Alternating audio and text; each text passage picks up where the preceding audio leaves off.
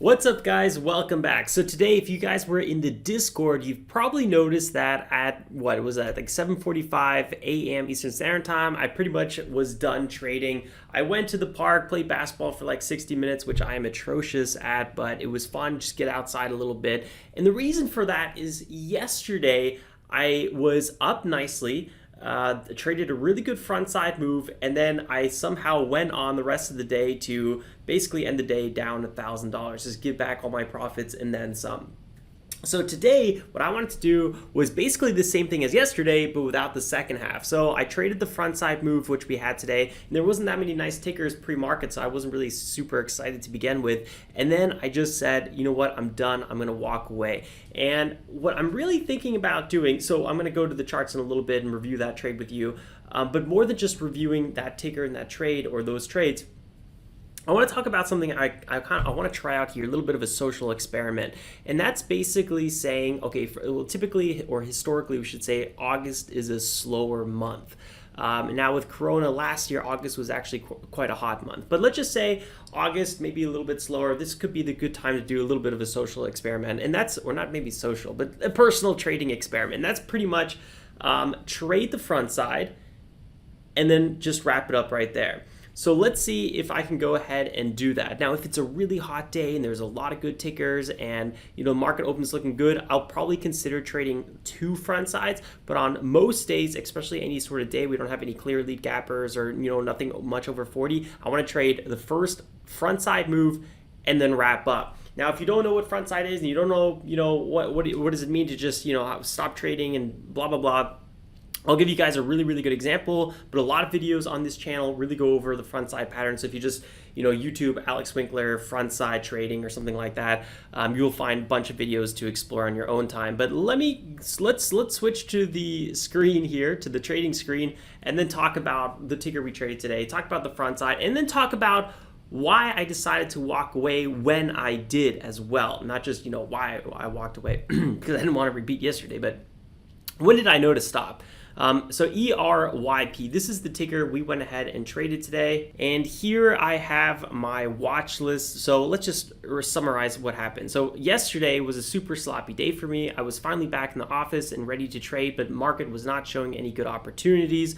My FOMO kicked in, and from missing half this month already, actually I calculated it's more about a third of this month. So a third of July I just totally missed because I was traveling. In the end, I was just trading stuff that wasn't there because I had that FOMO for missing so much of July. So if I can get green today and then wrap up as early as possible, it would be good, especially if there's nothing else that's looking clean. So that was my game plan for today. And usually, you make a game plan and then you fumble because it's so much easier said than done. Anywho, I was looking at the lead gappers today and there was really nothing except ERYP, 60 million float, 107 million market cap, 66% gapper, and then it was a French company. But this company looked horrendous pre-market. We'll show you guys in a second.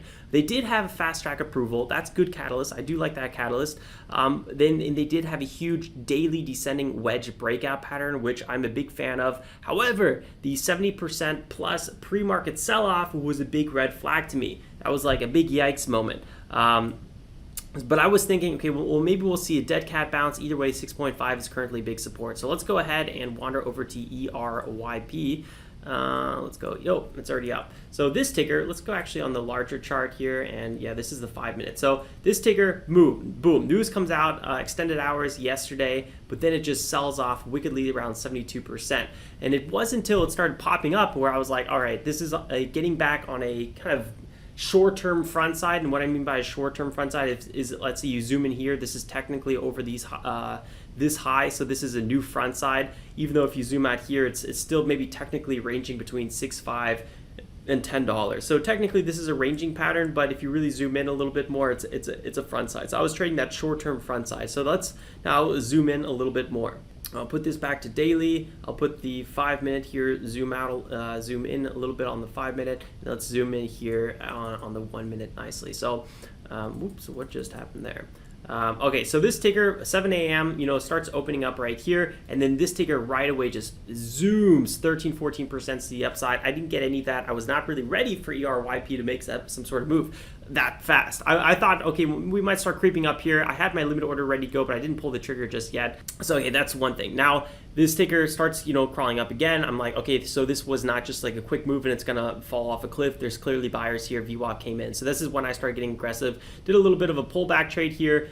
Very, very quick trade. Remember, I had kind of a red day, or quite a bit of a red day yesterday, so I was already a little bit on edge, but I wanted to build a little bit of a cushion. So I did this trade. I thought this first stare wasn't really gonna work, so I didn't trade this first stare, but look at that, it actually ends up working. So let's scroll down here further. I did a kind of a pullback trade here. And then actually 2 pullback trades there, made a little bit of profit. But you could see again, I didn't really think this was going to break out. Lo and behold, it actually breaks out. And this is something I want to talk about later, how I want to go about this one front side per day only thing a little bit more. Actually does end up breaking out, and then I trade that breakout, and I think I traded it again. And then I didn't trade this pullback, but I traded the breakout, yada, yada. But I did notice that, look at this, huge resistance at 8.6. And the reason I thought there was big resistance at 8.6 is because this is when we had that first initial bounce here at 8.6. I was like, okay, this is looking good, but it's looking like a big resistance point. So anything close to this area, I kind of want to finish up trading. And you can see here, we're already getting close to 8.5. There was one more pullback here. I don't think I traded this one, which was a little bit unfortunate, but I actually ended up trading the breakout of 8.6. This was quite aggressive trade. And then I traded that last pullback here, and I think that's pretty much when I was done. I was like, okay, there's a good chance that ERYP is no longer on the front side. There's a really, really good chance that this ticker is done. And so am I. That's pretty much what I decided. I was like, you know what? I'm going to take that 30 minutes of trading, put it in the bag, take my, it wasn't big profits because I was letting a lot of good moves. I think I didn't get any of the good moves. I didn't get this pullback breakout. I didn't get this pullback breakout, and I didn't get this one or this one. So I missed all 4 of the perfect, that could have been a $2,000, $3,000, $4,000 profit if I took those breakouts. But I was like, you know what, whatever. I'm not going to succumb to FOMO. I'm not going to succumb to revenge trading right now. I'm going to take my $400 and just wrap it up. And trust me, I wanted to trade this dip because I like backside dip trading as well. But I said, you know what, I'm just gonna let it. And then I was really thinking about this for a while. Let's say I only did front side trading, right? Or let's say I only did one front side move per day. How would I have gone about this differently? Well, yesterday I ruined my confidence a lot. I had a whole entire video about me not having confidence because I had a big loser, and then I was trying to trade a few other moves, and I'll quickly get out of my trade as soon as I didn't see instant resolution. And in my mind, I was all over the place, and that was because of trading too long and taking a few bigger losers, and then trading, backside, trading the range, which can work from time to time. But the more time you have, the more screen time you have, sometimes it's just the more you open yourself to tripping over yourself, right? Sometimes you only have, 1-2 hours of like real clarity before, you just start seeing blurry stuff, and then you start getting more emotional. So I was thinking, okay, if we removed, that lack of confidence, right? And by removing that, I would have had to trade only one front side yesterday. I probably would have been more confident today, and I probably would have got more aggressive on these pullbacks. And then on top of that, if I knew this is the only time that I'm going to be trading front side right now, this is my move. So if I want to make money today, this is it. This is the move. I guarantee you, I would have edged into these pullbacks like no tomorrow. I would have edged into this one. I probably would have edged into this one. I don't think I probably would have edged into this one. The reason I did, I think, was based more on FOMO this time because I already missed these breakouts. I would have edged into, I would have been like, okay, we have upside till 8.6. Let's see what happens. If it doesn't work and we get a flush and, whatever, then I have a red trade and so be it. I'm going to wrap up red. But let's not let these good 7%, this is a 7% breakout, this one here, this was even bigger. This was like a 14% breakout, and that's 20% alone between those two moves. And then we have here a 10% breakout. I mean, that's 30% I'm never really looking for the perfect entry and perfect exit, but let's just say, hypothetically, that's 30% right now. There, my average position size is around $15,000. So boom, just like that, that is $4,500 that I could have made. And if I want to make more money, then I just increase position size. But just thinking like that now, obviously, I don't think I would have ever got perfect bottom, perfect top. Sometimes it happens, but that's not what I'm shooting for. I'm shooting for a chunk of the move. So let's say I got, that my 3, 4, 5%. I'm still walking away around $2,000 profit. And then if I just want to make more, I increase position size. It's that simple.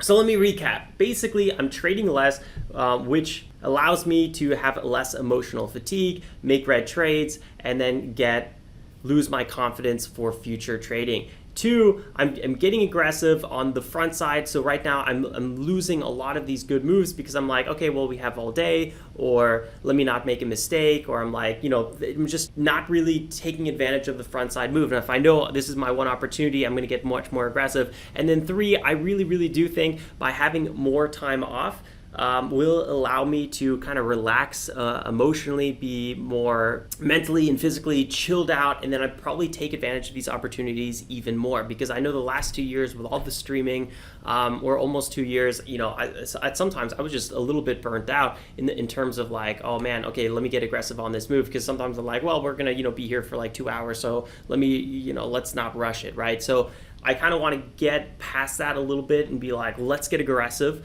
be patient, and then make as much profit as possible in that short window. Now, let's say there was no front side move here. What would I have done? I would have just kept waiting. I would have, I start at 7, I would have waited till 8, and then, if that had never happened, I would, wait for the market open. But I would wait for that one good front side move. Now, if the market was really hot, like I said before, I would probably eventually be patient, try not to trade the range, and then trade that second good move, because sometimes we really, really do get that. But for now, I want to start this little bit of a personal trading experience and see what it's like to trade that one frontside move per day. I would love to hear what you guys think about this, and if you guys have ever done something similar. The best part about this trading community is always that we can learn from each other. It was already interesting what you guys were saying in the Discord. So yeah, that's what I want to do for August. I want to go ahead and do my one frontside move, and I'm really, really excited to see how much more free time this gives me. And that's why today I was really enjoying the fact that I could just go outside for a little bit